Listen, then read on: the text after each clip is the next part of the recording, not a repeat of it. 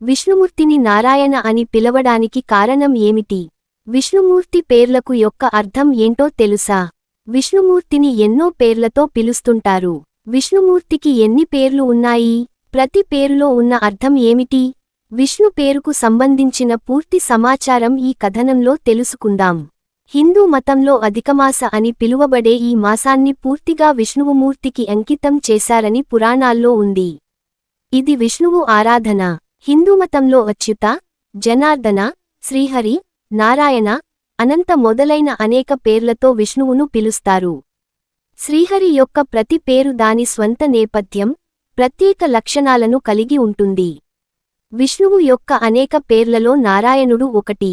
నారద మహర్షుల పెదవుల నుండి ఈ పేరు మనం తరచుగా వింటూ ఉంటాము. విష్ణుమూర్తిని నారాయణ అని ఎందుకు అంటారు? ఈ పేరు యొక్క ప్రాముఖ్యత ఏంటి? తెలుసుకుందాం. 1. శ్రీహరి యొక్క పురుషోత్తమ నామ అర్థం. విష్ణువు పేరు పురుషోత్తమ అంటే పురుషులలో ఉత్తముడు. విష్ణువు యొక్క ఈ పేరు అతని అనేక అవతారాలలో ఒకదానిని సూచిస్తుంది. 2. విష్ణువుని అచ్యుత అని ఎందుకు అంటారు? అచ్యుత అంటే ఎప్పటికీ నశించనివాడు లేదా శాశ్వతంగా అమరుడు. విష్ణువు భూమిపై శాశ్వతుడు కాబట్టి విష్ణువుకు ఈ పేరు పెట్టారు. 3. హరి అంటే ఏమిటి?